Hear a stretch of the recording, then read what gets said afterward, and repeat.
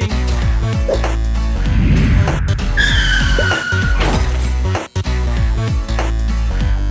Hello and welcome back to episode 46, Loosely Related Podcast. I'm one of your hosts, Rob. I'm here for our 1 year anniversary. Can't believe it. And joining me for this episode is Joe. Hey, what's going on, Rob? It's 1 year, man. 1 year, man. We made it. How did we not kill each other? Well, the day's early yet.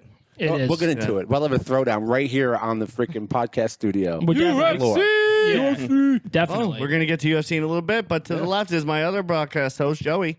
Welcome back, everybody. And as Rob said, it is technically our 1 year. I think literally this episode will be coming out on our 1 year anniversary. Day, the 17th. A year ago June. Today, I didn't think we were going to be here. I'm there that first night that we sat down to do this podcast. We were like, it was like we sat down at like 8 in the morning and we got done like last night. Yeah, pretty much. I think so. Yeah, pretty much. Yeah. We did a good job, though. It came all out. the other things that popped did up. all right. Yeah. We started in one room. Now we're in a different room. Now the whole room's become a podcast studio. Yeah, literally. Our hangout area. Yeah. Exactly. We have a producer as always. That's right. And a man who's infinitely improved our show as our producer / director, Brian. Hi. Brian. How's it going? Brian is I am here. This is a show. Welcome to the show.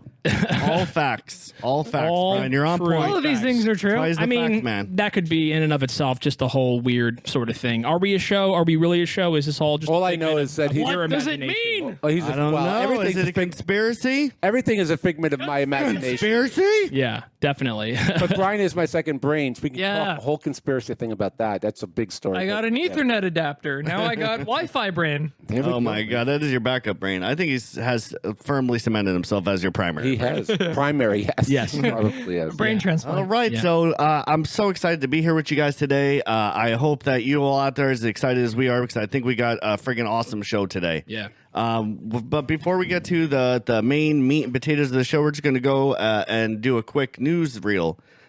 So today in breaking news, loosely related podcast, we are going to do our news segment. We got some new news bits coming on up here. We have our host Rob is going to go and take this over. Rob, right to you. Thank you so much, Joey. Out here, we got PS5 drops. They did finally do the hardware reveal June 11th in 2020, I believe.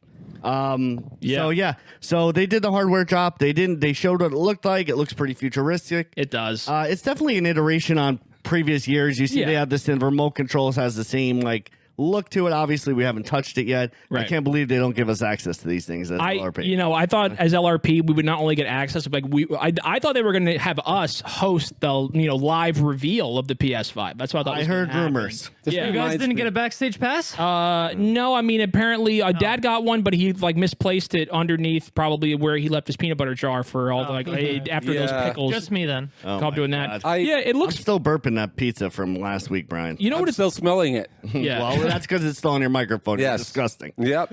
I left it right there, too, man. I don't give a crap. You sure don't. If they But zoom in, they we're can up see. to 5 on the PlayStation now. It's almost so like freaking. What is this? PlayStation 5. Jaws?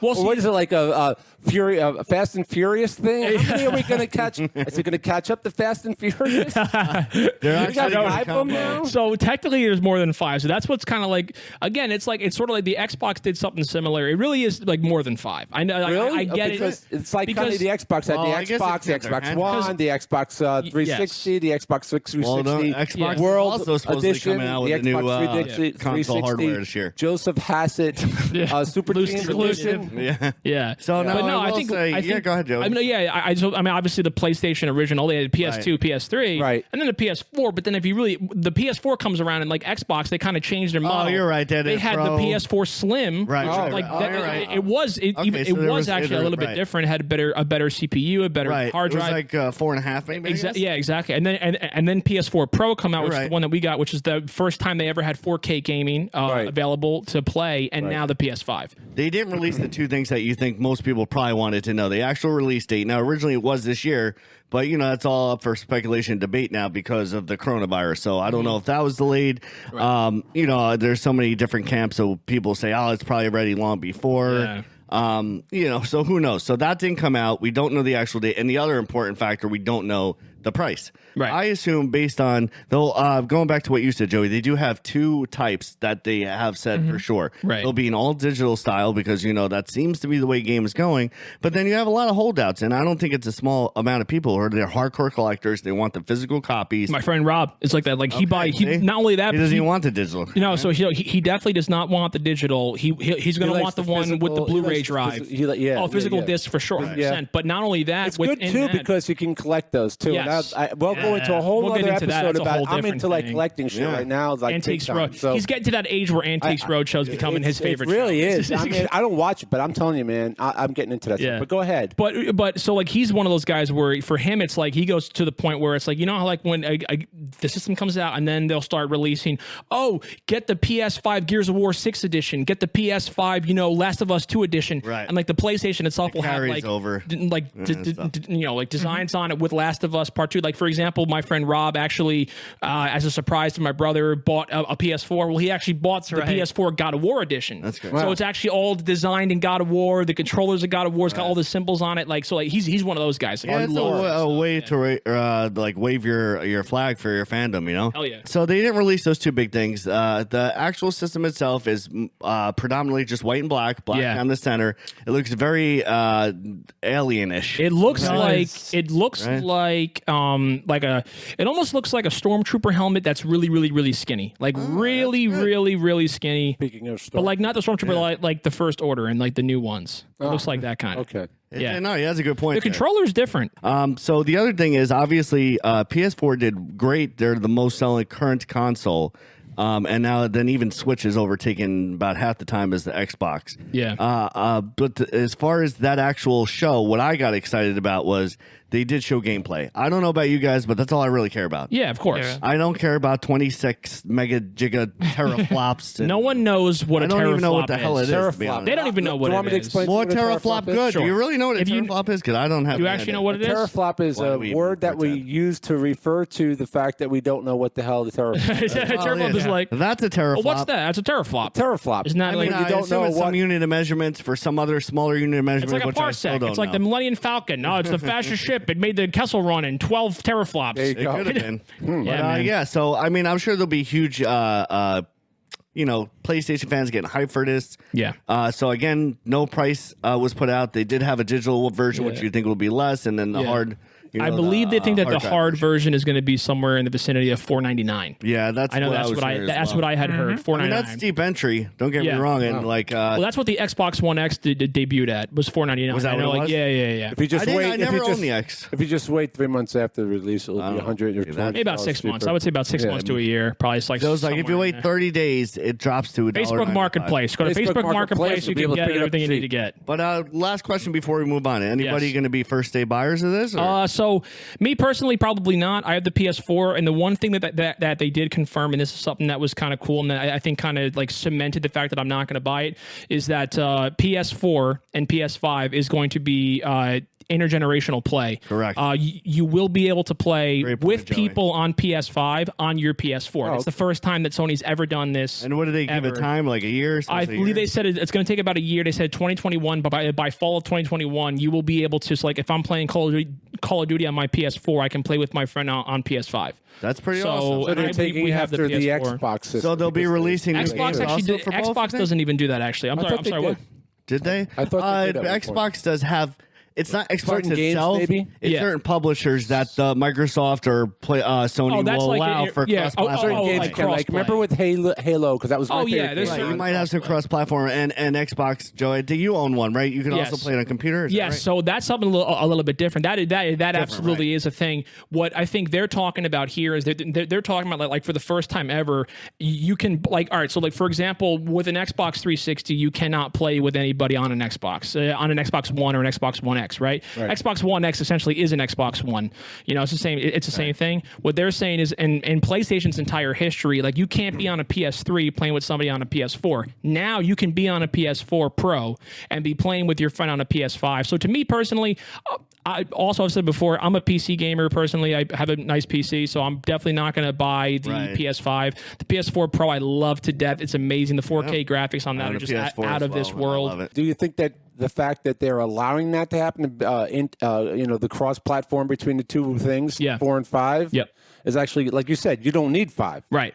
I would admit it's pretty interesting, but is it going to hurt sales? Is that what you're going to ask? It's going to hurt sales. I would imagine it would. I don't know, because I would have to imagine. Do you think that was behind it? But like Rob said, is talking about conspiracy theories? Yeah. Ironically, which we will be at in a little bit. Ironically, they're waiting a full year to begin rolling out the intergenerational play. Okay.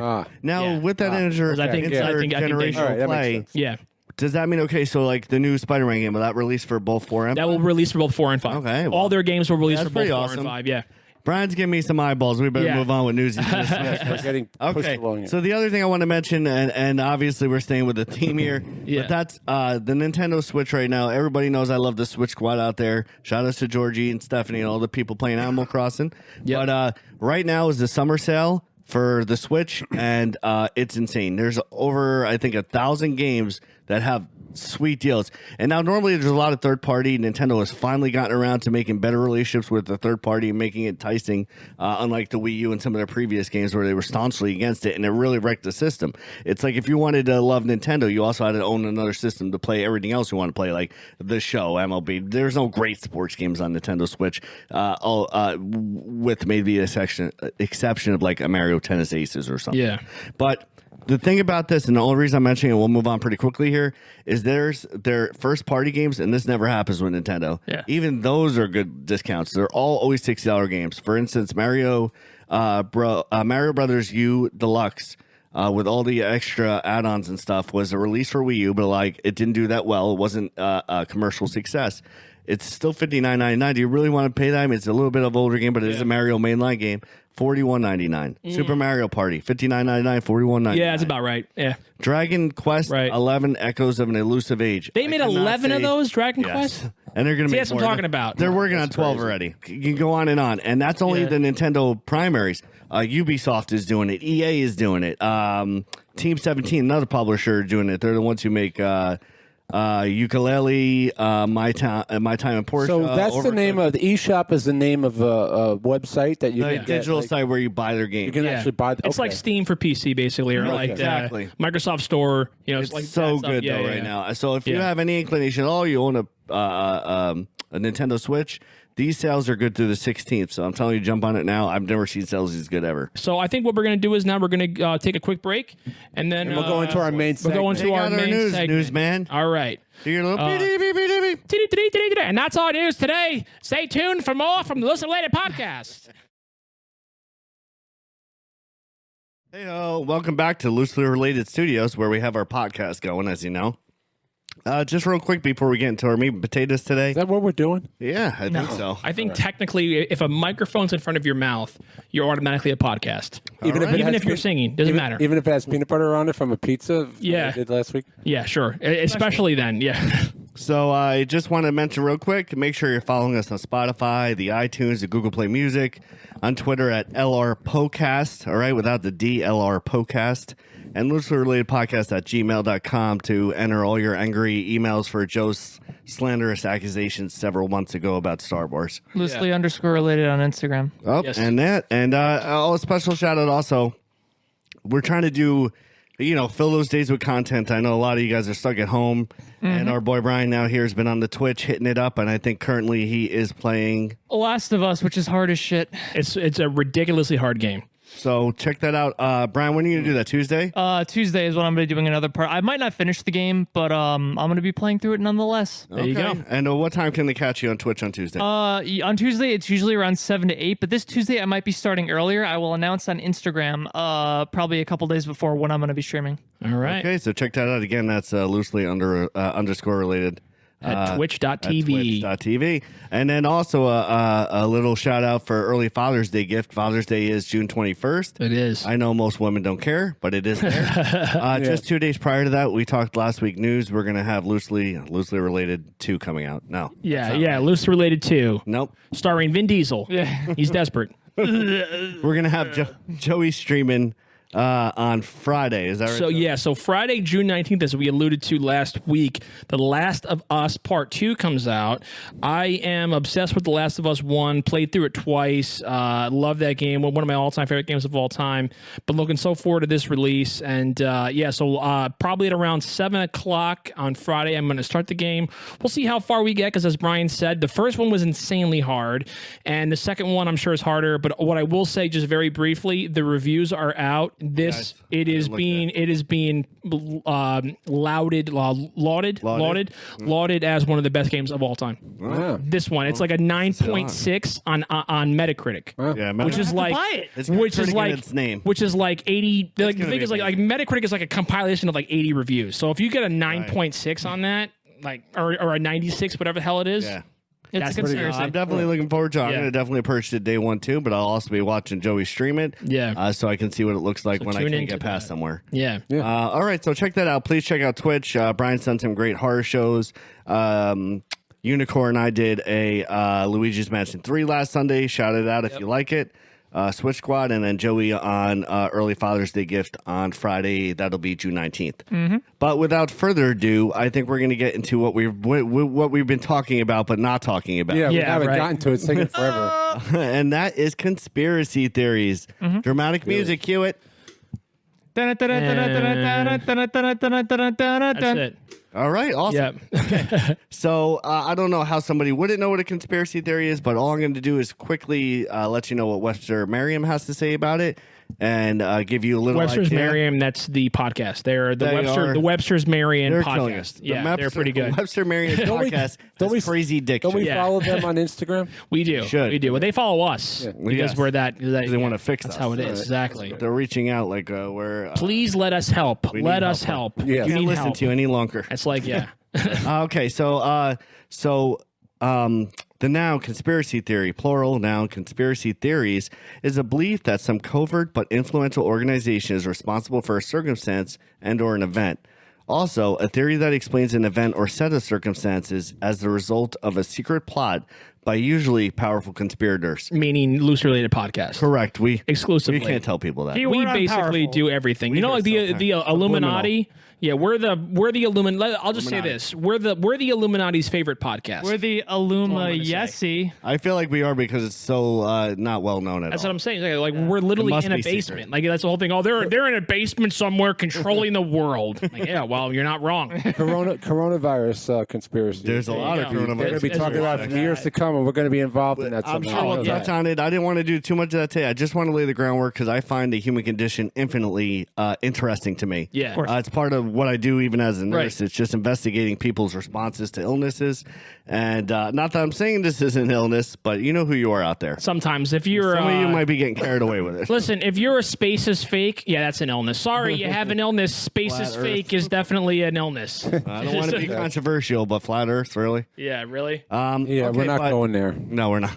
All right, so I just want to give you an idea. Get in the headspace because we're going to listen to some 3 awesome stories. I'm not even going to tell you what they are. You're just going to have to wait and find out.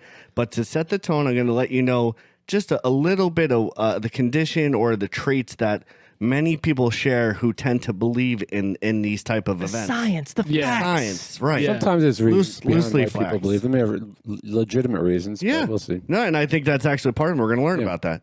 So the last word in that definition, conspirators, I think that's really important because the conspiracy related events are usually infer that there's a nefarious goings on. Right. And usually it means that there's more than one. It has to involve more than one person working in conjunction with each other. His to ability do something. to suss out between singular and plural is outstanding. pretty Yeah, good. well, yes. that's true. You've really blown me away But today, Joe. a conspiracy theory involves more than one person working on the same Tell the us same more, ends. Cotton. Yeah. You want another definition of that? No, Right. so it's a purposeful withholding of the truth for several reasons. They usually involve groups of people whose names are not known, right? That's Right. what makes it so interesting and mischievous. Yeah. Such as these shadowy organizations. They're almost Illuminati. always well Yeah, I off was- in terms of finances and influence, often belonging to the upper echelons of government or religious orders. Okay. So why do these theories exist? There are many answers to this, and to understand them, we should look at just a couple conspiracies that have existed over the centuries. Oh, yes, conspiracies have existed since time immemorial. So let's go or at least 1 year with loosely related podcasts. Yeah, at least for as long as we've existed. Yes. We can't give up our information, but Right, exactly. We have all of it. This is We're gonna give it archival. to you if right one now. of us disappears during this, send an SOS. We should Don't do worry. that 40 during the years podcast. from now, they're going to declassify all loosely related documents. They're going to be like, I Public knew info. it. I have, yeah.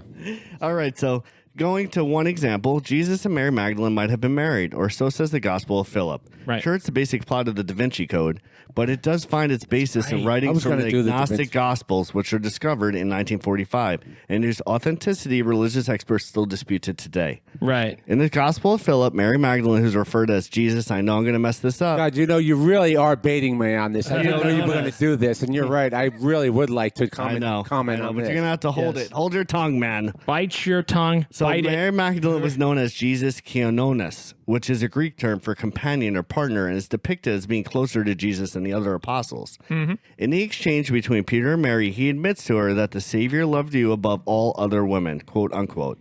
A tense moment in the scripture that seems to portray the jealousy that other apostles may or may not have had toward Mary's relationship with Jesus. The only other evidence to support this theory is a mention of Jesus kissing Mary often. But some say the kissing was custom at that point, typical of Jesus' practice with all. Well, you and I mean, like, So he would just every open time. tongue make out everybody. Well, no, I was mean, Jesus? Jesus had mom now. listen. Oh my God. I mean, I'm going to listen. hell right now. Every episode, when you guys walk in the house, what's the first thing I do? Give you a little kiss. Yeah. Kiss, and that's it. Scoozy. You know, it's like, scoozy. Yeah, welcome to the Loosely Related Podcast. I'll give you a kiss. It's no big deal. So, in order to back up or refute that claim, I mean, if you remember Judas, when Judas betrayed Jesus, he kissed him to mark who he was. Right. So, obviously, it wasn't strange for men and women to kiss that way. Yeah. Moon landing, number 2. Yeah. It's been nearly 4 decades, okay, since Yeah. Neil Armstrong took his giant Oh, leap for yeah. mankind. God, we're not going there either. If that is, he ever set foot on the planet. Right. Doubters and the dubious say that the U.S. government, desperate to beat the Comment Russians, if you like this, because there should be lots of comments on this one. I'll tell you what. How about this? If you believe this one, instead of commenting or liking the video, just press that unsubscribe button. No, Press don't do that. unsubscribe We're button. trying to get to 60. We have We've to been keep our at dozens. 59 for like 110 years now. We've only been a podcast for Yeah, one. but then everyone's going to say it's fake that you got to 60. Oh, it was fake. It was all there'll fake. be It's all all kinds of theories conspiracy. about that too. So doubters say that the U.S. government, desperate to beat the Ruskies in the space race, faked the lunar landings, with Armstrong and Buzz Aldrin acting out their mission on a secret film set located, depending on your theory, most say either on the Hollywood Hills or deep in Area 51. Or at 33, what? No. That's Don't go there. With the photos and videos of the Apollo mission also available only through NASA, there's no independent verification that the lunar Yeah. landings were anything but a hoax. Right. What's the smoking gun, you say? I'll tell you what it is. What is it? Film of Aldrin planting a waving American flag on the moon, which critics say proves that he was not in space. The flag's movement, they say, clearly shows the presence of wind, which is impossible in a vacuum. NASA says Aldrin was twisting the flagpole to get it into the moon soil. Right. I don't know why I like saying it, but moon soil. Is Moon soil. Moon moon cheese. soil. I think Yeah. if the moon was okay, I'm gonna get Moon. All right, which caused the flag to move. And never mind that the astronauts Makes have sense. brought back hundreds of verified moon rocks. Right, exactly. Or the fact that there's a moon. That there's a moon and we have There's a whole the fact that there's a moon and we can get there there's- and we know we can get there. there's a There's a good- space station. there's a good It's spirit. not that much further. It's There's right actually- fucking there. there's- I mean, who cares? Pretty much the last 6 iterations of Michael Jordan's shoes guarantee you can jump to the moon. They're not going to care until Fast and that's Furious 10 takes place on the moon, and they're going to be They're like, gonna oh, okay, slice all right. the So, moon. all right, so it was real. It was real. gonna It's fine. happen. It's been verified. There's literally a thing And called then not- solar wind. Yeah. Solar wind is a thing. All right, not- and not Brian, soon that's after- too scientific for us, Brian. Not soon Jesus. after that, we'll have PlayStation 10. But Yes. here's what's interesting, though. Yeah. As far-fetched as this hoax may be, and it's evident by the sarcasm being rendered here that we think it is far-fetched. Yes. A 1999 Gallup poll showed that comparatively durable, 6% of Americans said the lunar landings were fake, and 5% didn't know what they thought. So that's 11% of Americans living on We should- Earth today yeah. don't believe it. We should probably look up what is the incidence of psychosis in American citizens. I bet you it's a fairly correlated. You brought this up. We should definitely do an entire episode on the freaking complete insanity of the people of this world. Well, part 2 of this is going to be all the. We might have to have a part 2 because I think you'll be surprised at what the rest of this fact says. Yeah. These 2 conspiracies were pulled directly from Time magazine, which did a special of 10 of the most enduring conspiracy theories. So we're talking about research for this. Decades. Yeah. This special was also happened to be published on the 40th anniversary of moon landing. Coincidence? Yeah. There we go. Say it's fake. Notice also in these 2 examples, as I mentioned earlier, one has to do with the highest thought in religion, which is Jesus, and the other with the race to the moon, where the participants weren't really countries, but governments. Right. All right. While there are numerous other conspiracy theories which involve Bigfoots, Loch Ness monsters, assassinations, flat earthers, visitors from other planets, Loosely Related Podcast, as their space taxis they travel in, one thing ties all these theories together, and that is the people who perpetuate it. Yeah. Okay. So what do they have in common? There's a shared set of characteristics within the group of conspiracy-believing persons. It's important to mention that these characteristics are only a part of the whole and do not account for everything. Nor does having some of these characteristics make you a conspiracy magnet. Okay. So what are they? New research by Josh Hart, who's the associate professor of psychology at Union College. Yep. That might be an online university. Loosely related college. Yeah. I think you meant to say loosely related University of DeVry. Yes.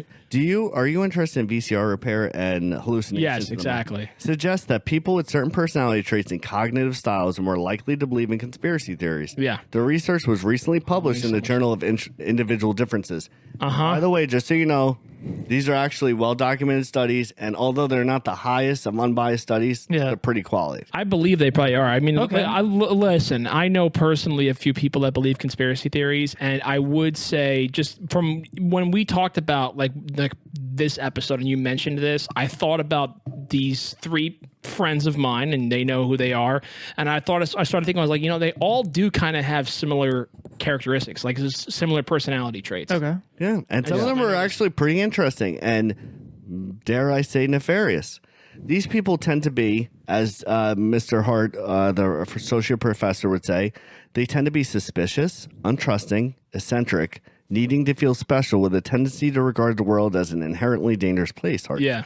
They are also more likely to detect meaningful patterns where they may not exist. People who are reluctant to believe in conspiracy theories tend to have those opposite qualities. Okay. These like are crazy people, for example. These are also backed up by other trained scientists and doctoral candidates and holders of doctorate degrees. Dr. John Grohl, a psychologist and founder of Psych Central, says that conspiracy theorists come up with ideas out of thin air to match whatever fact they think is true, and often use paranoia-based beliefs to convince others. He offers up these characteristic traits as well as describing these shared ideas as following.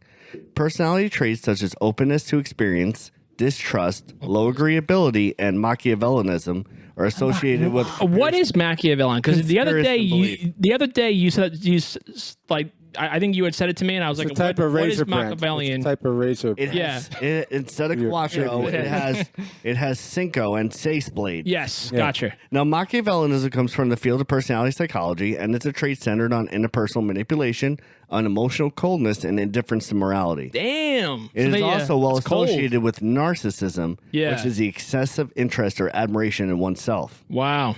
Now, why would that come into play? I have no idea. Let me tell you. Yeah. It's because for the first person or the few who believe or have unearthed this secretive information, they feel revered in the knowledge. They've become an instant expert. Yeah. Right? So if all of a sudden I just said, hey, do you guys know beer is actually an old native saying? Right. And became the only expert in that information, and then also had doting admirers. It's like commanding that power, the respect is just like they relish in it. So instantly become an expert in a field that nobody else could contest with because nobody else is right. No one knows anything about this. Yeah, right, exactly. Right. So now there's 2 ways to look at this, and I really want everybody to listen closely. So if you're in your car, don't lean too close. Watch where you're going. Right. But if you're at home, you have your headphones on. I want you to listen to this because this perfectly sets up our conversations today. And I think maybe the most important thought related to all the stories we're going to hear today. Yeah. So there's 2 ways to look at this. We can go down the rabbit hole, right, and see exactly, Brian. Yeah. And see this is all very cynical. It's not hard to do. In fact, narcissism and Machiavellianism are 2 or 3 traits that are associated with the dark triad. Okay. Together, which is the Illuminati. The right. triad's right, the Illuminati. Yeah, exactly. Look at your dollar bill, you'll see. Yes, exactly. Yeah. The only trait missing in this dark triad is psychopathy. Psychopathy is a characteristic associated with antisocial behavior, impulsivity, selfishness, and unemotional traits. Together, this dark triad is used to in applied psychology, often in the field of law enforcement. People who score high in these traits are more likely to commit crimes, cause social distress, and create severe problems for organizations, particularly if they are in a leadership position. I'm not drawing any conclusions about what's going on in local government or in state and federal government. Yeah, right. Breaking news. Conspiracy theory. Yeah. It's actually Joe. That's what it is. We're a host. There is a dark rabbit hole there, right? I mean, you're talking about something that's used to this day and is well studied. Yeah. Serial killers, right. rapists, they all tend to have all 3 of these in high quantities. Yeah. Okay, so however, if we choose to look at the lighter side of these traits and see what we all have in common with the conspiracy-minded folks, there's 3 potent facts.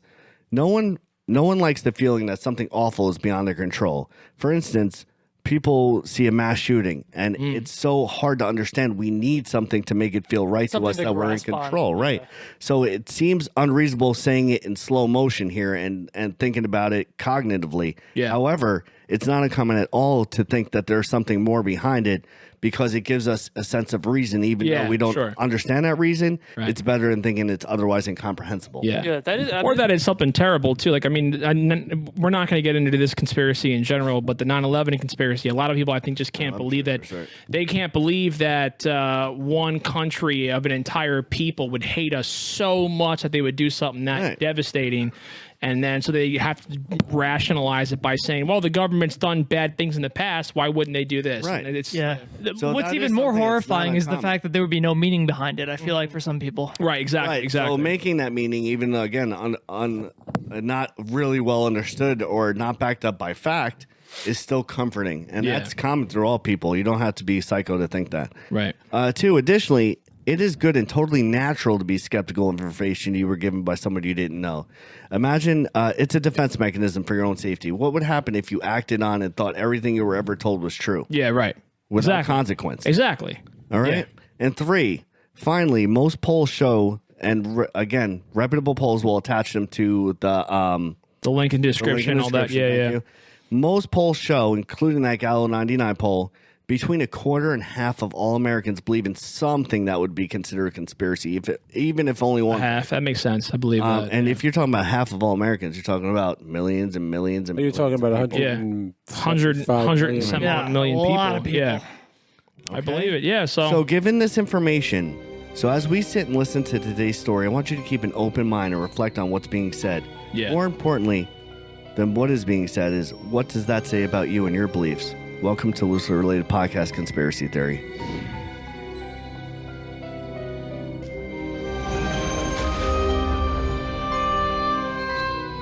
Welcome back to the podcast. We set it up, and now it's time to deliver. Joe, why don't you hit us with our first story? All right. So since we're speaking about conspiracies, I decided that I would speak about one of the most notable conspiracies in American history. And it's been perpetuated throughout the decades since 1963. So it's been probably almost, 60 years? Well, yeah. It's been 57 years. Right. Since it's been since Kennedy was assassinated. Right.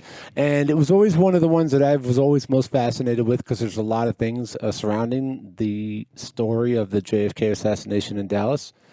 And I'll go through some of those things. I'm going to just bring up some of the basic theories of them. Sure. I'll tell you about what I think happened, what I think may have happened, if I believe in these conspiracies or not. You guys can also tell me what you think about them. Yeah.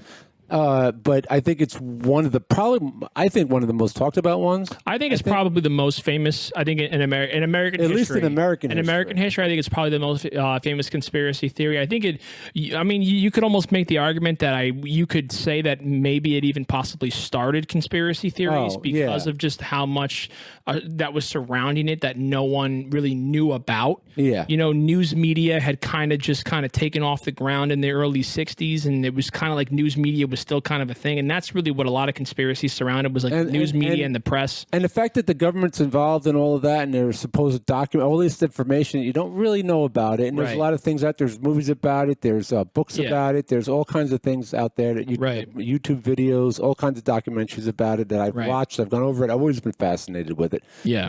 Anyway, John F. Kennedy was the 35th president of the United States, and he was assassinated on Friday, November 22nd, 1963, at 12:30 p.m. and pronounced dead at Parkland Memorial Hospital at 1 p.m. Central Standard Time in Dallas. Right. All right, in Texas. Yeah. While riding in the presidential motorcade in Dealey Plaza. He was assassinated. Dealey Plaza, right? Dealey Plaza. Yeah. All right. That's right. There's a lot of theories surrounding the assassination. Yeah. People believe lots of different things. Like it's one of the most complex conspiracy theories out there. It's complex, and I won't give you my own personal opinions till I get to the end. Yeah, sure. All right, but I'll give you some of the things that are out there that people have talked about. There's other ones besides the ones that I've talked about. Yeah. All right, so some of the biggest theories is number one is the magic bullet theory. Magic bullet. A lot of people believe that according to the Warren report. Yeah, that's right. The Warren report was the report that came out after the investigation that said that there was only a lone shooter, and that person was Lee Harvey Oswald. Right. And he was responsible for shooting Kennedy. Now, they said there were only 2 shots fired. Basically, what happened is he was sitting in the book depository in Dealey Plaza, and he was on the 6th floor. The 6th floor, huh? Wow. And he waited for the motor coach to go past, and he took 2 shots. The first one hitting him in the head. The first one hitting him in the back, going through his neck, and hitting the passenger in front of him. And then the second shot hit him in the head and killed him. Right. Yeah. People don't believe that because they believe that there was there's no way it could have happened because the way he got hit in the back of his neck was like right below his trachea, basically, and came right through his chest, and then supposedly went through. And then the magic bullet theory basically says that the bullet, in order for what they claim happened, the bullet had to go through Kennedy, then make a right-hand turn. Right.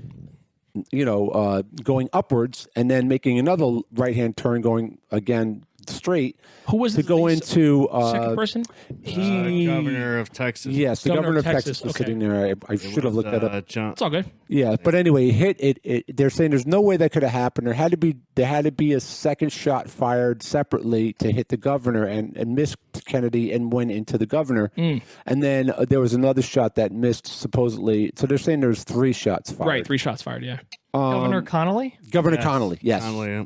All right, so that's the magic bullet theory. Connolly. Right. All right, and some people believe that it just doesn't square with what happened from the 6th floor. It went from Oswald's perch on the 6th floor of this Texas school book depository. Okay. I have a YouTube video that I included, and I'll forward. I'll put the link in there. In description. And it's basically, I don't remember what the show was, but I found the video on YouTube, and I remember watching it on TV because, as I said, I'm a huge fan of theirs. Right. And I watched this whole thing, and they set up this entire reenactment of all the circumstances behind, the shooting of Kennedy and how it does make sense. So we'll get into that a little further. But if you're interested in that, you can check out that clip. Right. A second, a lot of people, here's another theory, a lot of people believe there was not only 2 gunmen, but 3. Right. I've seen instances where they've actually described that they had the school book depository. That was where Lee Harvey Oswald was posted? Or perched? Whatever you correct. Yeah. He had worked there for a few months. He had just really? gotten, Okay, I'll get into that later too. Yeah. But somebody fired from that direction, somebody fired from the grassy knoll, which is the famous grassy knoll. That's what you always hear about. I don't know. You see pictures and videos, right? You see videos, and they make out a figure behind the trees, and it's just leaves. But anyway, and then Zoolander had that whole thing where that's where I base most of my conspiracies off of Zoolander. Sure. That whole thing. Yeah. That probably makes more sense than the actual exactly. conspiracy. So and then there's also been thoughts, and I think even in the movie JFK with Kevin Costner, yeah, great. I think they described or they talked about or investigated a third possible shooter who was standing on the overpass. Yes, you mentioned this to me Too. So they're saying there were 3 shots from 3 different people. There's all different kinds of conspiracies on that. There's other things where there was this guy that was standing on the grass. You know who was shot by the Zapruder film, who was holding an open umbrella. I couldn't remember the name of it. Yes, there's Zapruder film is what I feel like. For those was that the man with the umbrella or the man with the hat? There was a guy with an umbrella. They called him Umbrella Man. Umbrella Man. And he was there, and it was a bright, beautiful, sunny day out, and there was something that had to do with the Umbrella Man and how he had something to do with this, sending signals or something to the assassins, or maybe the umbrella was rigged as a weapon of some sort or something like that. Sure. But he was actually interviewed by the FBI, and there's actually archives of that interview involving him. Okay. And that was sort of debunked, but right. And I'm going to get to at the end because I'm going to tell you what I really think. Yeah, sure. Right? Sure. Okay, and then there's so there's a few things that people believe people were involved. As a conspiracy, like you said, Rob, there has to be multiple. If it's just one shooter, it's not a conspiracy. Right. It has to be more than one person or multiple people who are involved trying to accomplish the same thing. Sure. And there's an end game. Yeah, there's a lot of people. If you know the history of Kennedy, he made a lot of enemies over the course of the time when he was president. Right. Sure did. J. Edgar Hoover was hated him. Yeah, there was a huge battle between J. Edgar Hoover. J. Edgar Hoover was the director of the FBI. He was the director. He was the chief of the FBI.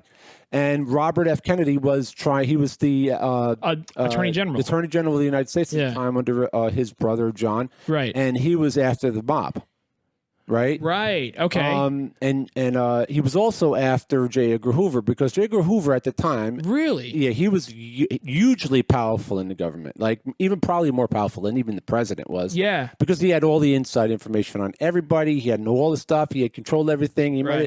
There was a lot of talk and theories about how J. Edgar Hoover controlled the government, not really the Kennedy president. also made a lot of enemies because he slept with a lot of ladies. Yeah. And there was a lot I'm not even going to go into that aspect of it, but with Marilyn Monroe is a whole nother thing. But, right. But there was a threat on Robert Kennedy. Yeah. Hated Hoover and wanted him out. They wanted to replace Hoover. Hoover had wanted no part of that. So there was a huge battle going on there. Really? All right. I never knew that. And in addition to that, if anybody knows what the Bay of Pigs is. Yeah, of course. Right? Absolutely. When the Cold War was going on, failure. There was Fidel Castro, and he overthrew. Who did he overthrow? I have his name listed here someplace. We'll get to that anyway. But he was in a process of overthrowing everything, and he includes the Cuban government, right? Yeah, the Cuban government, and and there was a lot going behind the scenes with that. So all right. So they're thinking because of one of these theories is because they wanted to get rid of Castro. Yeah. They wanted to overthrow Fulgencio Batista. That's it. I have it down here. I just haven't scrolled down to it yet. But yeah, so the government backed Batista. Yeah. Now, Batista was a dictator in Cuba at the time. He was a real tyrant. He was a tyrant in Cuba. And the United States missed huge opportunities with Batista. When Castro was trying to overthrow Batista, they should have supported Castro. Castro was at the time. Castro was not a communist at the time. Right? He was a staunch believer in democracy. So weird. We're going to talk about that later. That's so weird. Okay. All right. He was a staunch believer in democracy, but there was so much money tied up in Cuba, and with Batista there, he didn't care what Batista was doing in Cuba. Cuba was he was like Hitler at Cuba. He was God, really? Yeah, he was a bad person. Bad. Just really? terrible person. And then Castro wasn't much bad. He was terrible. No, well, too, he right? ended up being a communist as what ended up happening. But prior to that all happening, before that, the United States should have embraced him. Right. Rather than rejecting him. And again, there's a whole politics. Whole different thing. Yeah, right. All right. So the United States backed Batista and they tried to reinstate Batista. Batista became, I think, if I remember correctly, Batista actually was exiled to the United States. They were trying to get him reinstated as trying to get rid of Cuba, get him back into control of Cuba. Sure. There was a lot going on there. Yeah, and then they had the Bay of Pigs when Cuba took over. When Castro took over. Yeah. They wanted to get rid of him. So the CIA, the Bay of Pigs invasion, actually had this whole thing set up. Right. about trying to get rid of him. Yeah. All right. And it was, I'm going to try to scroll down to this. So They were basically trying to arm rebels, right? They were trying to Yeah. arm the Cuban rebels to essentially Take out rise their up against Yeah. Castro. Right. It was so, just kind of a push. Right? Yeah. And they all wanted yeah. to do So a the full-on CIA, invasion. in November 1961, the CIA's Cuba desk officers Bill Harvey and Sam Halpin had a plan. The next phase of the ongoing attempt to remove Castro. Yeah. Halpin came up with a name for it, Operation Mongoose, named after a carnivorous predator that kills its prey Right. after stealing its They should have eggs. called it Operation Loosely Related. Well, that would have been carnivorous much better, and it probably would have been eats up the successful. internet, and the internet is no more. Yes, exactly. But so they had this whole operation to try to get rid of him, and it didn't work out, and a lot of people died. Right. Yeah. A lot of them. A lot of the rebels. These like. Yeah, the rebels yeah. actually. Castro just wiped them out, right? I Like, he think wiped them 100. out. I think 100 people. Well, 100 of the they were actually insurgents. I guess they hired them. They were Cubans. Right. And they trained them Yes. and taught them how to fight, gave them the weapons, and gave them support to land there. Yeah. And the Soviet Union actually found out. They through their spies. Yep. What's that show that you watch? Americans. The Americans. The Americans. So yeah. the Americans movie came out, and they found out.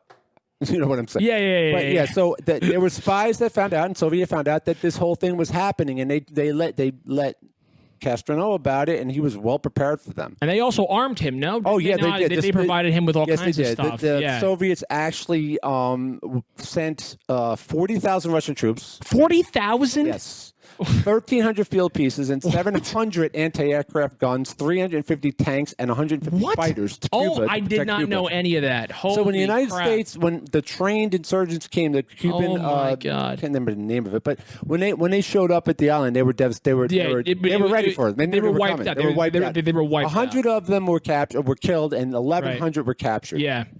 The Kennedy administration. Well, they Yeah. found out because he wasn't in full support. Yeah, he wasn't- Eisenhower was in full support. Yeah. Yeah, And but then the CIA was doing was- their own mission. it was a covert operation, and Yeah. Kennedy basically want was like a Mission the United Impossible. States, If we right. get caught, then Well, Yeah. we down now, disavow, that's right. basically. This message will self-destruct. and Yeah. he pulled out support. And he pulled out support. And when these guys were, and he knew what was going on, the operation was failing, Yeah. these guys were getting killed, he refused to send any kind of support. right, he didn't right. send the bombers Yeah. in, he didn't That's send right. anything No. in. Right. He didn't want to be connected with this whole thing. So Right. the CIA had a obvious animosity towards him. Yeah. And of Yeah, course, it's not too much to say that he was really trying to rein in the CIA because up to then the CIA had like they had do so whatever much they want. control. Yeah, They had so exactly. much There power. was so no much control. oversight. Yeah, there was. He was Yeah. like, "You're not doing that." And that's what Robert F. Kennedy was doing. So between Robert F. Kennedy coming after Hoover, trying to replace Hoover, Yeah. they were actually trying to replace Hoover. He wanted to get yes. rid of him. Right. He was definitely Because he had more power than his own brother did because Right. he controlled so many things. So the theory is that these guys were partially behind, setting it up. They had CIA the, coordinated attack and they had by the means, CIA. correct? Right? There's I never CIA, heard this right? theory. This is yeah, of course. Yeah. It was an inside job. Oh, they would absolutely. an inside the job. CIA would absolutely have The power to ability set do it up. They Oh, knew that they knew the 100%. motorcade route. They knew when he was going to be there, what the 100%. times were. They could, they could set this whole thing up. So There's that's a one lot of of the theories. hindsight, but a lot of people say they just say it was a killing box. It was Yeah. Oh, yeah. It was set up just that Perfect way. It was a for- It was perfect pre-cited. killing Like box, yes. we talked about it. It was obviously pre-cited. They knew, like Lee Harvey Oswald knew exactly where to aim his rifle. Although you know what else is really interesting too, and this is obviously just conjecture, so I don't want to derail anything. Yeah, no, that's But fine. they try to talk Kennedy multiple times into not taking convertible. Yeah, not doing a Not- conversion. Yeah, do and a not convertible, because it because was of the risk. crazy. Yeah, The Secret exactly. Service. Yeah. But he wanted to show almost like Bill Clinton's kissing babies. Yeah. Oh, He yeah. wanted to be close connection because Texas was not a state of his, obviously. Right. Yeah. Yeah. They were yeah. very anti-Kennedy. Right. Yeah. All right. So going further, there was also a conspiracy that Lyndon B. Johnson had something to do with Right. this whole thing. LB. And you have to remember that some of these So things weird could that we're be in talking. conjunction with everything else. Now, if you know anything about the way the government works, and I could be wrong here, but I'm pretty sure I'm right. The CIA reports to the Vice President of the United States of America. Okay. All right, you can check me on that, but I'm pretty sure that's true. So before this all happened, this whole Castro thing, there was a lot of contention going on between Lyndon B. Johnson and John F. Kennedy about Vietnam. There was the French over there who were fighting the war. There was a lot of money involved. There was Yeah. plastic, the plastic rubber farms out there that we had a lot of national strategic interest in Vietnam because of weird that we're talking about the rubber Yeah. industry, Yeah. rubber manufacturing industry. There was tons of money over there. That's why the French got involved. They controlled that island. They got Really? their butts kicked for a long time. Yeah, they did. And then they gave up, and the United States felt that they had to go in there to try well, to... Johnson felt. Well, the Johnson administration Right. felt So they had to go exactly. in there. Yeah. Now, Johnson wanted and constantly tried to convince, according to sources, that he wanted Kennedy to start doing intervening in Vietnam, and Yeah. Kennedy would have nothing to do with it. And it was a real bone of contention between the two of them. Yeah. So some people CIA say answers directly to the director of national intelligence, and the CIA director may brief the president directly, but All right. nothing about the vice president. I thought all right, so maybe I'm wrong there. I thought the vice president does. Well, the vice have president second. control I mean, over that. you're definitely not wrong. The vice president is second in charge. Like, I don't know if you remember this. Is just completely. I don't want to completely derail it, but I don't know if anybody ever had any watched any of the 9/11 documentaries. But once President Bush went into the bunker, Right. essentially Cheney was in charge, and all of the authority, like all of the orders that were coming down about shooting down planes out of the sky, those Right. all came directly from Vice President. Yeah. Cheney. Okay. Right. Bush did not give those orders. Once he goes into the bunker, essentially, it's almost like he's essentially, not that he's not non-existent, but he's off the there. board. He's at Yeah, this right, point, he's more about just trying to essentially survive. The vice president essentially takes control over, Right, so let me get back to it. Yeah. So some people, the theory is that he had something to do with it because he didn't like Kennedy. Yes. And he wanted to get rid of Kennedy. And he wanted to take over as president so that he could do whatever he wanted to do in Vietnam and enter into the war in Vietnam. Sure. So that's another theory. Yes, well, that's going to be very helpful. All right. And then, of course, there's the one that says the mafia had something to do with it. Okay. Now, there was I never heard this one before. All right. So you never heard the mafia one before. No. So back in the I hadn't day. heard the FBI one either, though. I didn't hear that either. All right. So back in the day, there was the Giancana family of Chicago, mafia, Giancana family in Chicago. Right. And Robert F. Kennedy was going after them. Right. So so they're thinking that possibly the mobsters were working with, they hired Lee Harvey Oswald, and they were seeking revenge for Kennedy's brothers, initiating prosecution of Chicago's notorious crime boss, Samuel Mooney Giancana. Right. Now, there was huge conflict between them. He was Robert Kennedy's legacy, Yeah. so to speak, Right. was him going avidly being after the mafia, first guy to go after the and the mob, Giancanas was his main focus. Right. And there was also a whole connection with the Marilyn Monroe thing, with the Giancana family and all this kind of stuff. And I think he was going to, I don't know if it was because he was going to release the whole thing between Marilyn Monroe. It's a whole other conspiracy there with her Right. death and all that Of stuff. course. Yeah. All right. So that's one of the theories that also involved. And then, of course, there was the, let's see what the other one here. So there was one other one, CIA, the Lyndon B. Johnson one, and Right. KGB. So they're thinking Right, the so this is the KGB big one, right? operatives were working and hired because there was so much conflicts between Cuba and all that thing going on with Cuba supporting, KGB During the Cold War and all that, USSR right? Yeah. supporting Cuba and Sure. Castro. And the back and forth between Kennedy and everything, that somehow the KGB got involved. Yeah. They were hired. They got involved with, Oswald, and they contacted him, and he was part of Lee Harvey Oswald. Yeah. the whole thing there. So they hired Right. him to assassinate it. So, Right. or it could be a combination of all of the above. Maybe there were multiple. Some people believe there was multiple things going on. Right. at Of the same course. time. And that's probably, exactly. Right. Could be all at the same time. Or Exactly. at least a couple of them at the same time. Right. So just for interest's sake, let's see here. So 32% of those polled on an ABC poll believes that Oswald carried out the killing on his own. Okay. All right? That's it? Only 32%? Only 32%. That's crazy. Yep. So what are they? And 70% of those polled by the ABC News poll is 70% of those people believe that it wasn't Oswald. It was more than, it was something else. It was a conspiracy. more something. overarching plot of some way more sort. overarching plot. Wow, Yeah, that's so insanely. A lot So of now you know people in why this country it is. believe that It is. there's a conspiracy going on. Yeah. Well, now you know why it is arguably the most popular conspiracy theory in American history. Yeah. This is 70, arguably, approximately. We'll say this. The majority. According to one poll, at least 70% of Americans believe that there was some sort of underlying plot or plan in place to assassinate President John F. Kennedy. Yeah. I mean, that's unbelievable. It's pretty insane to think. And you were talking about conspiracies. A lot of people believe in these things. So, but there's a lot of Well, facts. again, even like we behind were it. saying earlier, again, this goes back to highest echelons of government order. Yeah. yeah. Organized crime, organized, Yeah. and a Yeah. lot of things that are seemingly don't make sense for us today. We're not want to know about common knowledge, but they're well documented. Yeah. CIA doing nefarious things on their own without any Sure. oversight. Hell yeah. Documented. Hell yeah.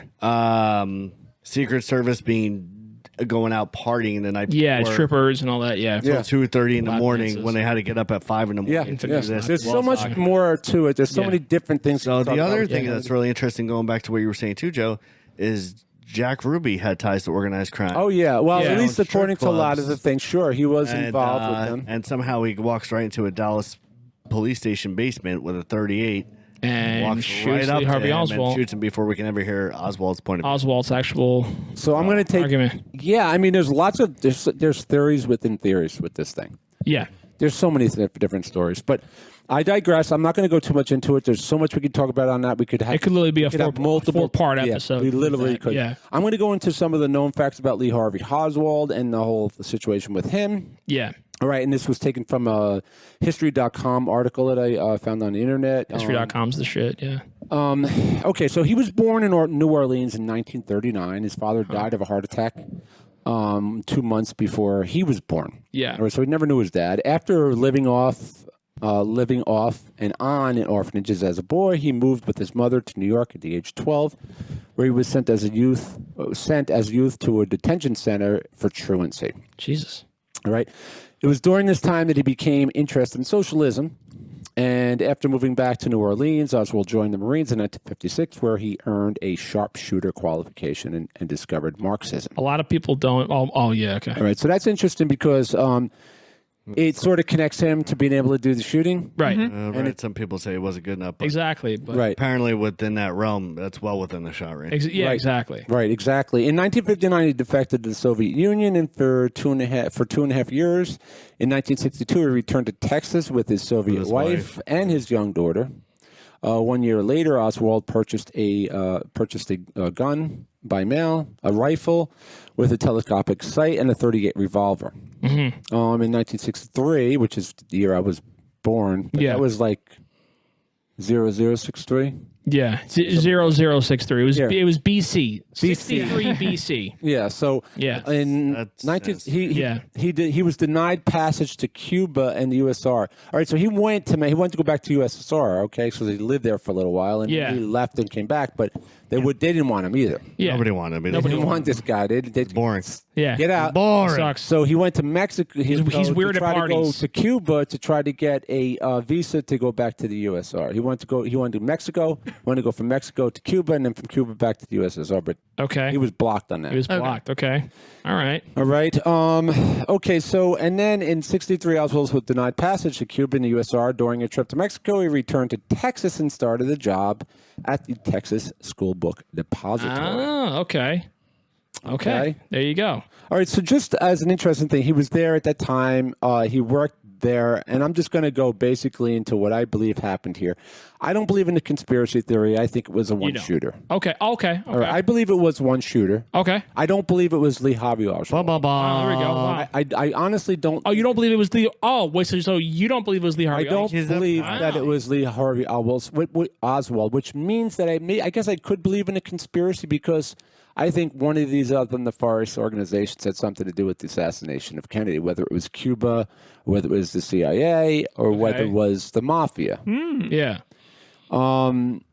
There was talk that there was multiple shooters, possibly. I don't think that that's true. I believe there was only one shooter, obviously trained one. Lee Harvey Oswald was shot by Jack Ruby. Yeah. And I'm not going to say that's a whole nother conspiracy thing we can go into. And I believe that Jack Ruby was hired, supposedly there's theories he was hired by the mafia to silence him so he couldn't talk. He claimed throughout the entire time, even when he showed up with his black eye in front of the public, that he was a patsy. And I believe he was. I believe this, to me, the CIA may have had something to do with this whole thing. That's my main thing. Okay. Because they had the means and the motive to get rid of Kennedy. Okay. They knew when his motorcade route was. They knew where Oswald was going to be. They could have set the whole thing up to make it look like it was Oswald. Oswald maintained until the day he was shot that he had nothing to do with it and he was being held out as a patsy. Now, here's a guy, personally, myself, that his whole life he bragged about being a communist, bragged about hating the United States, bragged about shooting Kennedy. He actually made that statement, I want to kill Kennedy. Yeah. Now, if that was his goal, he would have owned it. Then he would have owned that goal. So I don't believe it was him. Okay. Wow. So, all right. So I'm just going to one little interesting bit of information here. Sure. Is in 1992, in a 1992 law specified that only the president of the United States could choose to block the release of the remaining records. The past records October deadline, October 21st, President Trump announced via Twitter that he planned to allow the release, reportedly against the advice of some of the national security agencies. The day before the release, he teased the long-anticipated release of JFK files on Twitter again, calling it so interesting. But the end of the deadline day approached, President Trump issued a memo stating that while he ordered that the veil of history finally be lifted, he would block the release of some of the remaining JFK files pending an additional 6-month review. Trump's decision came after U.S. intelligence and national security agencies made last-minute recommendations that certain materials be redacted. I have no choice today, but I have to accept those redactions rather than to allow potentially irreversible harm to our nation's security. All right, well. So they're definitely still holding back information. Now, it could be because of national security. Maybe there were secrets in there about the actual country and the way things were run that they don't want to know. But that really, if you think about that really with a little bit of brain thought, what is there to hide? It's an assassination. What the frick are they hiding? It was 40-something years ago. I'm sure tire pressure was the freaking the limo that Kennedy was riding in? I think we underestimate the amount of buffoonery that goes on. Yeah. And they're so Dude, that's what I say. How dumb they did things. That's the cover-up. Yeah. See, that's what I think Oswald shot him. I just think they did such a bad job of everything. So you know what's funny is, like, I mentioned this when we did a mini-sode recently, like not recently, but we did a mini-sode once about books. And I talked about a book that I read called The Looming Tower, and it's about the 9/11 and the road to Al-Qaeda, it's called. I talked about how, like, there's all these 9/11 conspiracies, and at the end of the day, you read that whole book. It's an amazing book. It's my favorite book of all time, probably. And, like, the TV show they made after it. And what you realize is that it's not really a conspiracy. It was a bunch of horrible decisions made under just stupid thoughts, stupid trains of thought, just that were completely just made no sense, and they wanted to cover up their stupidity, not anything else. Not a conspiracy. Right. There's so many dumb mistakes that were made during that entire time, and that's really what it comes down to. Sure. Yeah. And I'm not even saying this plays for or against. This is just another interesting fact. It was only 7 months before the JFK assassination that Lee Harvey Oswald tried to kill Major General Edwin Yes, Wilson. I didn't bring that up For his anti-communism stances. Yeah, he hated communism, and he was a staunch. Window. Yeah, so then that's your final final thoughts, right? Like I said, I could well go into way more stuff with this particular topic. Right. My main takeaway is that I do believe it was only one person that shot him. I just think that I really kind of believe that Oswald was a patsy in this. Yeah. Who actually shot him, we don't know. Okay. So, I don't. Okay. So that's the first of our conspiracy theories. Let us know what you think in the comments. Hit us up on the Twitter. Hit us up at Gmail. What else? Instagram. Make sure you hit us up there. And we'll be back right after this with the second conspiracy.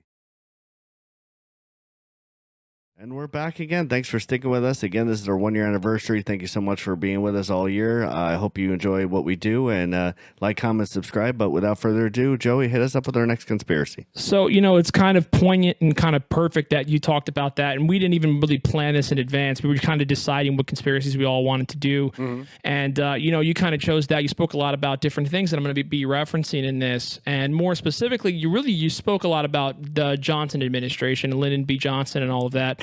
And you also mentioned the Vietnam War. Well, speaking of the Vietnam War, my conspiracy is one that I feel like if you're a fan of conspiracies, you probably have heard of this and you're familiar with it. But if you're not, if you're kind of like maybe just an average person, you're aware of it, or you didn't know nothing about it. The conspiracy I'm going to be discussing today is the Gulf of Tonkin incident. And this was a very big conspiracy during the time. Now, I'm going to preface this by saying, when we were planning this episode, I always said that, Rob had mentioned people who kind of fit the opposite criteria, people who believe conspiracy theories. I would say that kind of is me. I'm a big skeptic. I kind of have that, like I always say, I'm an accountant. I have that accounting brain. Everything to me is facts and figures and sort of statistics. And I want to know, all right, well, is this proven? Is this known to be a proven thing? I really don't believe in conspiracy theories really at all. There's really none that I believe in, honestly. My favorite genre of book is not nonfiction. Even a loosely related conspiracy. That's a whole different thing. I'm part of that conspiracy. So as far as I'm concerned, no. Back. Yeah, exactly. My favorite genre of novel is nonfiction. I really love learning about facts and those types of things. So what I wanted to do for my conspiracy theory when I thought about this is is there any conspiracy theories out there that people believe and everyone always says all conspiracy theories are ridiculous, but there are some that have been proven to be true. Things happen later in life, documents become declassified, and a lot of what people believed turns out to be true. And one of those such conspiracy theories is the Gulf of Tonkin incident. So for a little bit of background for those of you who are not aware, I'll give a little bit of historical context for this whole incident. So on August 2nd, 1964, there was the U.S. Navy warship, the USS Maddox. It was cruising along the waters, the Gulf of Tonkin, which it's actually right off the coast of northern Vietnam. And it basically encountered what appeared to be on radar 3 Soviet-built North Vietnamese torpedo boats. What was it doing there? Do you know? So yes, and I will get into that. And that's a whole different thing. So it was in the area, and the boats they believed at the time that the boats were there in an effort to chase the Maddox away. Now, according to historical accounts, the Maddox opened fire first. Okay. They had issued warning shots to the boats to leave and not come anywhere near them. The boats remained completely undeterred. Not only approached even closer, they eventually did open fire with both heavy machine gun and torpedoes. Now, not long after this, an F-8 Crusader jet was dispatched from a nearby aircraft carrier, and it was able to they did actually damage one of the ships. One of them was left at sea. It was scuttled, and then all the passengers left, and they, fled. And here's the thing. The Maddox was able to escape completely unscathed, right? Okay, totally fine. And then on August 3rd, Lyndon Johnson, President Johnson, he dispatched the U.S. destroyer, the USS Turner Joy, to reinforce the Maddox in the Gulf. So both ships were there. Now, this is where it all gets kind of crazy. So both ships were present in the Gulf. They were complicit in essentially conducting U.S.-backed raids against 2 North Vietnamese positions. Now, when I say U.S.-backed, that was the whole thing. So during the beginning, before the Vietnam War really began, the CIA was conducting a lot of espionage, a lot of what you would be considered a Cold War against North Vietnam. As you mentioned earlier, the French were essentially, they were essentially at war.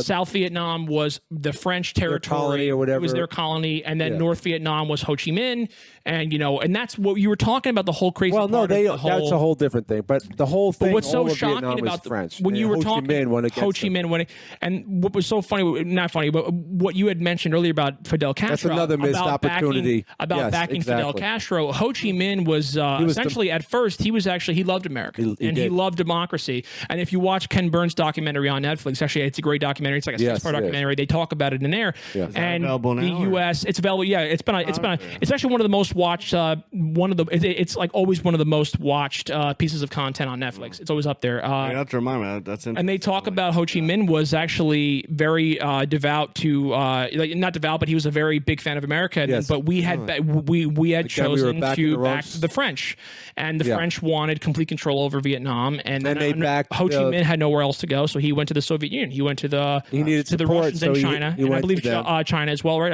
Soviet Union mostly, was and then just the eventually opposition. China. Eventually I think, China, I but believe, it was eventually, mostly yeah. Soviet So that Union. was just the opposition. Exactly, it was just the opposition. They had no else to choice. go. They needed had no choice. support in order to win the war. They were never going to and win if they Soviets didn't were do willing that. to back them. So anyway, the whole point Same with was Cuba. that- The same thing with Cuba. The same thing with Cuba, and that's why it's kind of very shocking. But so what had happened was that when we began to see that the Ho Chi Minh was developing in a big enough of a sizable force with the help of the Soviet Union, the Johnson administration became very, very terrified about this growing threat in the Vietnam.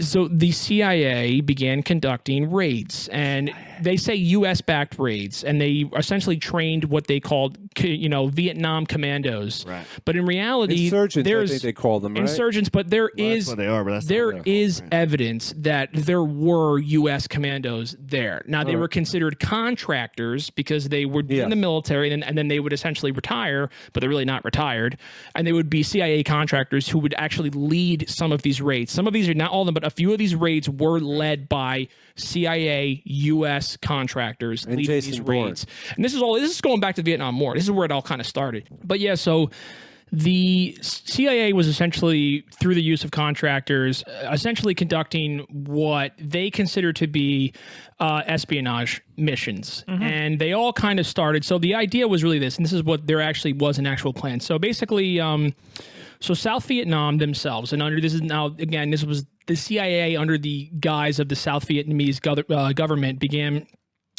They created this whole espionage plan. It was codename O-Plan, and so the idea was it was Operations Plan 34A. That was the whole thing. Operations Plan 34A was the actual name of the plan they began. And you could make the argument that 34A, this whole plan that was really big, but it was really conducted by it was overseen by the Department of Defense and the CIA. It was carried out by the South Vietnamese Navy. South Vietnamese didn't really have a navy. It was the CIA that was essentially supporting these people in the Department of Defense. And you could make the argument that codename Operations Plan A or O-Plan 34A started the Vietnam War. You could make that argument 100%, and you would be kind of like not wrong. So anyway, this whole thing happens, right? So you have this whole issue with them doing these espionage missions, and essentially then what happens is this. So back to what happens on the day that the USS Maddox was fired upon by these vessels, right? So the following day was August 3rd. On August 3rd, Lyndon Johnson deploys or dispatches the U.S. destroyer, the USS Turner Joy, and he was sent to reinforce. They were sent to essentially reinforce Maddox in the Gulf, right? Okay. So then now they're both in the Gulf. Well, it was sent there to support, but now you have two ships there, and there's no one else around. Those ships were gone; they were no longer there. And from what could be seen, the North Vietnamese army were not engaging any further. Right. So now you have two ships there. It's like, oh well, why don't we just double our espionage operations? We'll keep a Turner Joy here, and we'll just do even more. Right. So that's what began happening. They just all of a sudden they started doubling their espionage operations. So then all of a sudden finally on August 4th, 1964, the USS Turner Joy and the USS Maddox reported that they had been ambushed by North Vietnamese boats, which supposedly fired 22 torpedoes at them. Okay, and none of them hit. So literally speaking, no damage. There was nothing done to the ships. There was no retaliation. We didn't fire back. we were locking on to targets, but we couldn't get a good lock, and they thought that was kind of odd because these torpedoes, when you want to fire a torpedo, I guess you kind of like from to a ship, you have to be fairly surface, like not completely, but I guess fairly close to the surface, I guess.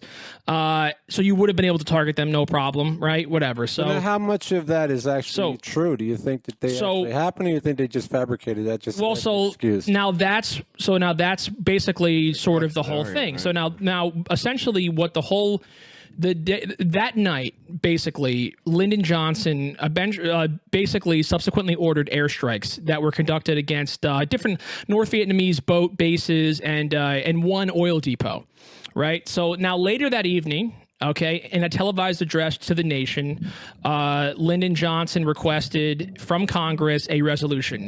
This resolution came to be known as the Gulf of Tonkin Resolution, which essentially allowed him to wage war in Southeast Asia, literally as he saw fit. Because it wasn't actually really a declaration of war; it was sort of a military intervention. It was police action. So really, there's not a lot of apparently the Geneva Convention does not really apply the same way to a police action as it does to an actual declaration of war. But anyway, the point is that it actually passed unanimously in the House, and even in the Senate, there's only 2 dissenting votes. So the day that day the Vietnam War began on August 4th, 1964. Really, it was August 7th that he essentially got the resolution. But really, you could say it was sort of like how they say that Pearl Harbor began December 7th, 1941. But actually, Truman didn't really. The declaration of war didn't pass for a few days after that. Yeah. So now, the conspiracy itself all starts back in essentially 40 years go by. This happened in 1964. It's kind of interesting in the sense that this follows off on my Kennedy thing because Kennedy was shot in November of 63. 63, a year later. Less than a year later. He was provoking. He was sort of. Johnson had, as you alluded to during your segment, he wanted to go into Vietnam. He wanted to essentially stop Ho Chi Minh, and he wanted to stop the Soviet Union's presence and remove their presence in Vietnam. So now, essentially, years go by, and there was always kind of some conjecture, and there was always some kind of basically. So for 40 years. For more than 40 years following the Gulf of Tonkin incident, there was a lot of historians that always suspected that second attack in the Gulf of Tonkin, not the first one on the August 2nd, right, with the 3 torpedo blasts, that second attack with the 22 with the 22 torpedoes never actually occurred. I don't think it did. Apparently. So they argued that the resolution itself, which essentially led to. I didn't even know that, but that was my first assumption when I read that. And exactly. So they believed that was the idea, and so that essentially the resolution, which began the Vietnam War, was based on faulty evidence completely. Right. So essentially, then, of course, it starts there, and then that whole just begins to spark. And from basically 1965 all the way until, and a little spoiler alert, 2005, there is a really fervent conspiracy that began that a lot of historians and a lot of, very politicians even began to adopt the interpretation that the incident was a conspiracy, not only that was provoked by the Johnson administration, but it was actually a calculated conspiracy that they actually had planned out in advance. So, for years and years, the conspiracy was around. People believed it, but it began to die off. As most conspiracies do, 20 years go by, whatever. It's never been any proof, whatever, right? All of a sudden, in 1984, former U.S. Navy Vice Admiral, James B. Stockdale, he published a novel. He co-wrote this novel with his wife. The novel was titled In Love and War. And essentially, he recounted his experiences during the Gulf of Tonkin incident. Now, during this incident, he was actually serving as a squadron commander as a pilot. He was like a top pilot. And on the night of August 4th, 1964, he spent approximately 90 minutes in the air searching for the supposedly attacking boats that fired 22 torpedoes. Okay. He was also studying radio communications. Basically, he landed that night, didn't find anything. 90 minutes of flying. This is one of the best pilots we have. Okay? So this was during the attack? So this is like right after the attack. They called in for air support. He comes flying in. He's looking around, flying for an hour and a half. I don't know if you know Yeah. the Gulf of Tonkin. It's not that big. No. Okay. It's not like it's like an ocean, a body like the Right. Indian Ocean. It's a small bay. Or Gulf rather, flying around 90 minutes, and he's not flying around in some, like this is Vietnam War. This is not like a P-50 Mustang. He's flying around in an F-8 Crusader. This is the at the time, this is one of the most advanced planes that we had in the military. Totally. Couldn't find a single thing. So he lands, and now he's obsessed, and he begins studying radio communications and transmissions, all these different things, and essentially, he reached the conclusion at the end of his investigation that these are his quote, he said there were not boats active against U.S. troops on the night of August 4th, 1964. Now, just for transparency's sake, just so you can understand who this man is, James B. Stockdale was later shot down in the Vietnam War. He was actually held as a prisoner of war for 7 years in a Viet Cong POW camp. Upon his release, he was bestowed with the Medal of Honor, and he actually, at that time, became the most highly decorated officer in the history of the Navy. At seriously? that time, yeah, he Well, was. yeah, So this this guy is was- this is not some guy. It's It was a just trusted like soldier. no offense to anybody working in the bowels of the ship, but we're not talking about some first class bosun's mate guy. This is a guy at the time he was a squadron commander. He actually retired as a vice admiral. This is a top tier guy, and he wrote this book. So now the whole idea was this. Up until 1984, and really honestly up for years and years, the thing is that he wrote this book, but there was no hard evidence that would ever suggest that either then Secretary of Defense Robert McNamara or President Johnson or really anyone else in the decision-making process had intentionally misinterpreted the intelligence related to this event, right? Now, what I think is really interesting is that in 1987, right, a columnist by the name of Douglas Pike wrote for the Washington Post. He wrote that this conspiracy theory has been dying for several years, and it will and this column will probably be a stake through its heart. To have a Tonkin Gulf conspiracy means that these several hundred national security agency and naval communications cited have been doctored. In turn, that means that a minimum of several hundred persons were party to a plot that has remained watertight in sieve-like Washington for 2 decades. And who is going to believe that? And I think it just goes to show that, conspiracies are that. Even in, the 60s and 70s, a conspiracy, if you believed one, you were a crazy person. You were a nut job. And Because if you were to believe it, that means that the whole, the whole system is covering it up. Exactly. And that's terrifying. Exactly. I mean, the entire Department of Defense was arguably behind it. If the guy in charge is behind it, the entire Department of Defense is, sort of behind it as well. So basically all of that happens and, time goes by. And even after that book was written, it had definitely gained some steam and it was growing up again, but it still was not taking no one was taking it still completely seriously. So finally, after 40 years of confusion and skepticism, the NSA declassified and released in 2005 and in 2006 nearly 200 documents that finally shed light on what transpired in the Gulf of Tonkin on August 4th, 1964. So now these were messages that were declassified, both radio messages and Morse code, transmissions. There were recently there were tapes from the Lyndon Baines Johnson Library, and the first thing that was discovered upon the release of this information was the amount of confusion that was present the day of August 4th, 1964. Now, there was a lot of intelligence that did support the belief that an attack had occurred. There was an intercepted, they call it a SINGIT message. It's basically a SINGIT. Apparently, it's basically like a radio communication, just for lack of a better word. This intercepted message was apparently from one of the patrol boats that was firing on these ships. And automatics. Yeah. The message had said, we shot down 2 planes in the battle area. We sacrificed 2 comrades, but all the rest are okay, right? The enemy ship could have been damaged.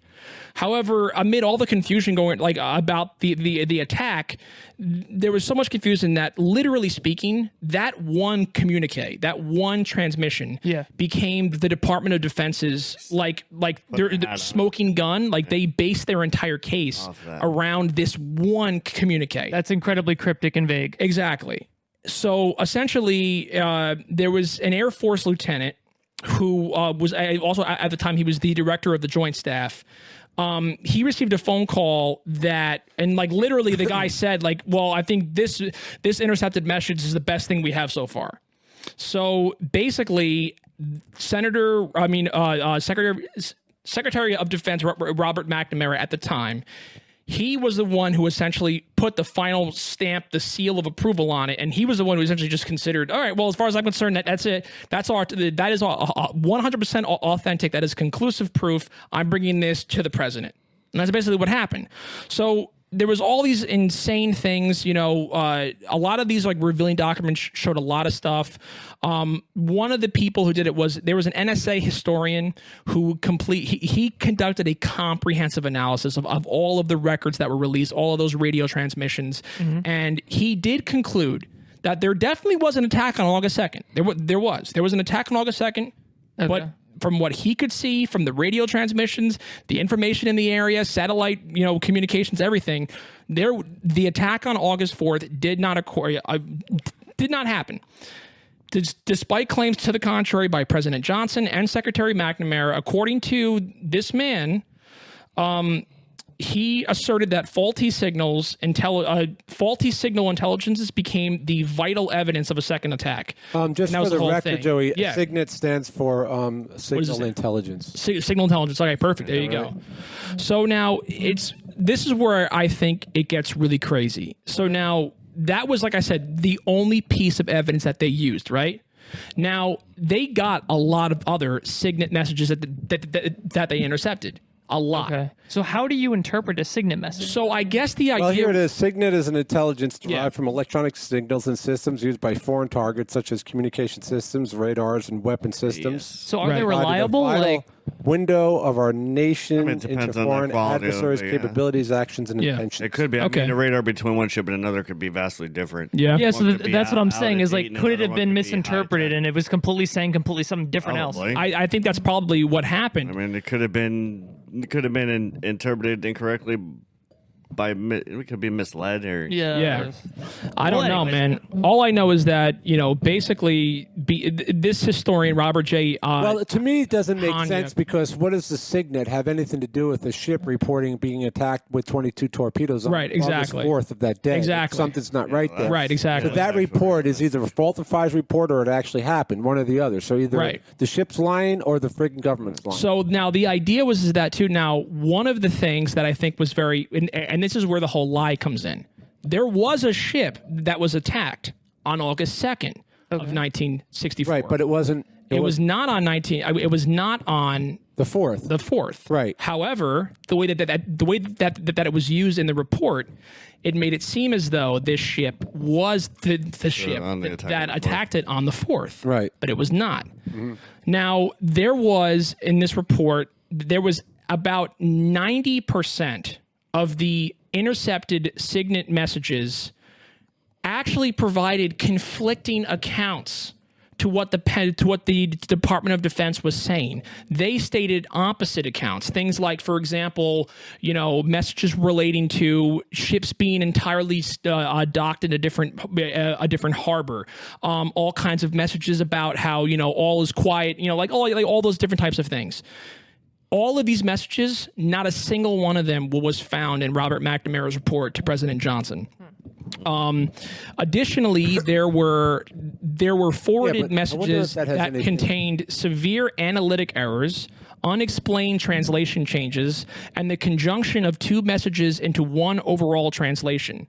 The historian went on to explain that other vital intercepts mysteriously disappeared. Hanyuk claimed that the overwhelming body of reports, if used, would have told the story that no attack had occurred. Right.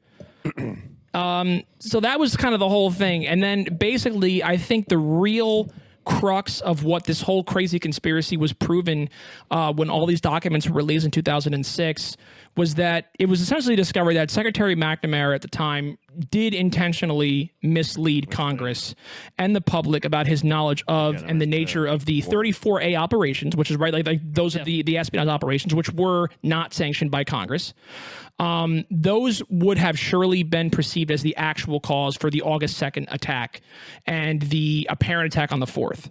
So essentially, so that was first. So he did lie to Congress about the fact that he had no knowledge of the espionage operations taking place, right? Okay.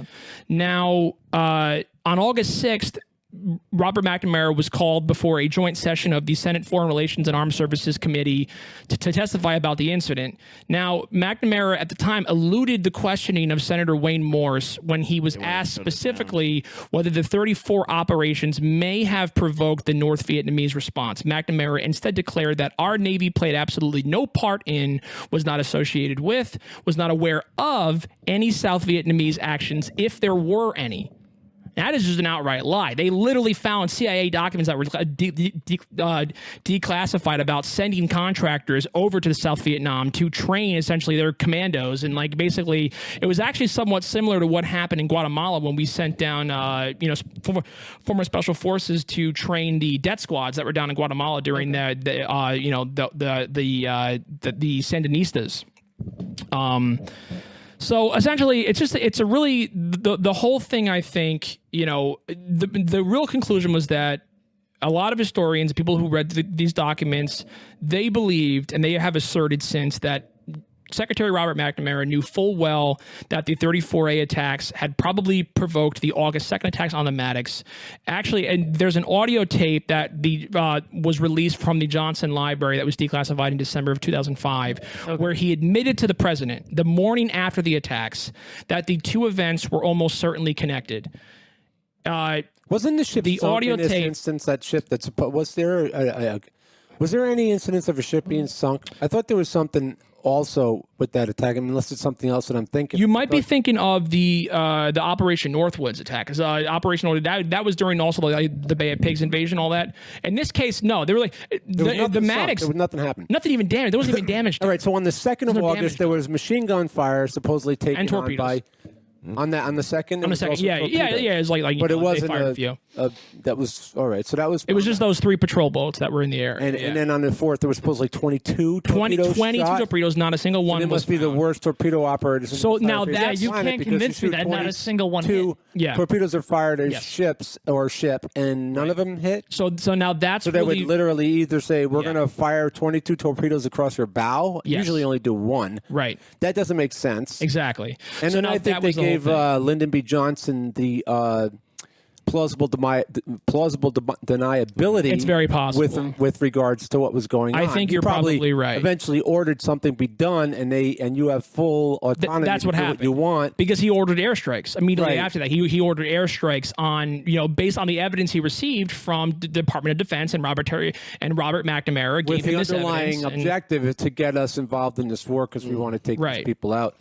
So It's yeah, very that's a very possible. interesting thing. I'd love to see a documentary. That's pretty interesting. There's some The good other, ones, and again, like I said, if you watch Ken Burns' documentary on Netflix about Vietnam War, he does cover I this. think I did watch this actually. Yeah, I mean it's pretty insane. Now, one of the big things was like to talk about those torpedo operators. At the end of the day, what they discovered is that the day of the attack, there was incredibly choppy waters in the Gulf of Tonkin. There was what they believed to be, they were getting false pings off of the coral reef that's there. Yeah. And the operators were on high alert Interpreting it. because of 2 days earlier, there was the Right, attacks. anxious. They were nervous Yeah. and they false that reported that. information and decision making when it comes in has to be made in not a Exactly. minute, seconds. So Yeah. as soon as they identify Yeah. something that could be, so just And if you get it wrong, it's your life. So what fired give, the? like the smallest bit of context. So what was it? The I sea there, urchins but- that fired the 22 torpedoes? That's what I think it probably was. Well, a mermaid. It was a mermaid. There was a mermaid. Merman. It was Aquaman. Merman. It was a Aquaman. merman. It was Imagine, Aquaman. like, And we're probably in the radar, dude. process of Yeah. making the Aquaman movie, Yeah. and they said we should do this. And Yeah. and It was partially 22 filmed in missiles Vietnam. would hit It the was. movie. yeah, Yeah, That's exactly. probably what happened. I think. But I mean, you gotta imagine. It's the not to Aquaman make any theory. excuses for them though. Can you imagine Yeah. that high anxiety that they're probably No, yeah, at? I can't imagine. They're probably constantly at alert. They're probably not going to sleep. They're probably Right. all around the clock. Oh, sure, I'm sure there imagine, is. yeah. So when they hear something going off, and what makes like Brian might be working in another part of the ship, you might be working in intelligence, and we might be down at the bow of the ship. I would be working in Just intelligence. say you work. There we go. Pretty good. Just This is say, how mistakes happen. well, that's how. I mean, that's what happened But here. you can easily be convinced that we're being attacked without any knowledge. We are not outside looking. You can hear Yeah. commotion. Alarms are going off. Those things, like all that stuff. So you have like let's say you have I don't know, spot 25 golf, whatever the radar is back then. It's not like what we have now. right. Of course. And then so say what you do is you take a reading, and based on some guy is probably 18 years old or 16 years old, probably even younger than. Yeah, right. Taking a bearing from where it was to where it is, that tells you how fast it could be going, what angle it's going Right. at. Then he has to relay that to an ES or a You think that was around it even back in 60? Oh, yeah, same yeah. shit, same thing. Yeah, the way they would radars do from this thing. Marconi. That's long before this. Yeah, I know it goes back to the 40s and stuff during the World War but so II. they would have to relay that. Someone, what they could say is, these are the types of ship that we know patrol this order. Right, exactly. These can go this knots. But And they were just here 2 days ago. And they're trying to figure it out. They're correlating. Yeah, But exactly. what about the And guy then who was who talking knows about what Aquaman? information's being What about the fed to them? Aquaman thing? No, because Well, Aquaman can Aquaman, swim. He can swim he pretty can swim fast. pretty He's pretty dude. fast, but yeah, Right. yeah, And he has those pretty quick. spears and shit. Yeah. right? And But back then he had his old costume, and his I old heard costume that he slowed was down a so lot. irritated because they made him work in one of those aquariums, and he would have to jump through hoops and Yeah. do tricks. That's for really fish. that's just Well, that's what started the Very Vietnam War. degrading. That's what really started the Vietnam very War. degrading. We're trying. We were just trying to free Aquaman. That's I all don't know we were what you trying call to it. You can't call it animal cruelty, though. do. Yeah. No, I don't What would know. you call it? That cruelty was watching that movie. The movie was animal cruelty. Cruel to my eyes, Yeah, it my was. ears, everybody affected by it. I have PTSD. I never from saw that. it. Yeah. But the other thing I wanted to say real quick, Yeah. Joey, I'm Yeah. no obviously expert in this area. You shed a lot of light. I didn't know a lot of that information. No, it's actually. cool. I didn't know anything about But that.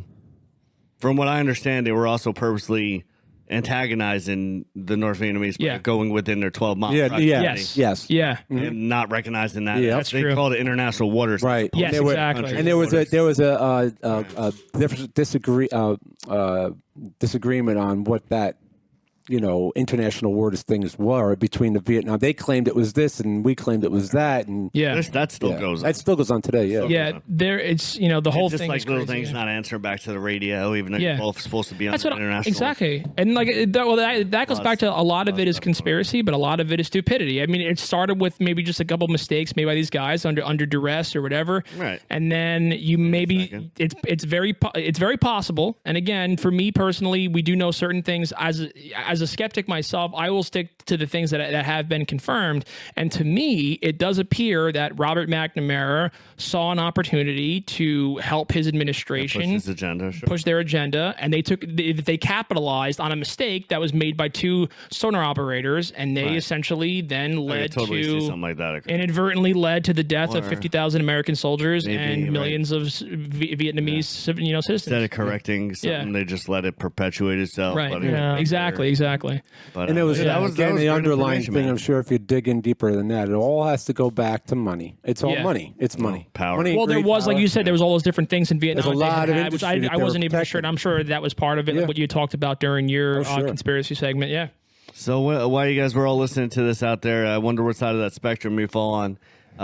Do you find yourself cynical and not believing anything and thinking there's always something more to the story? Or do you just find yourself thinking, nah, that's not really supported by the facts? I'd love to hear what you think. Make sure you hit us up Absolutely. at all our spots, Joey. Where can they find us at? So if you like what you saw here today, I know it was a long one. Thanks for sticking around and watching this. I really hope you enjoyed it. It's a lot of great material.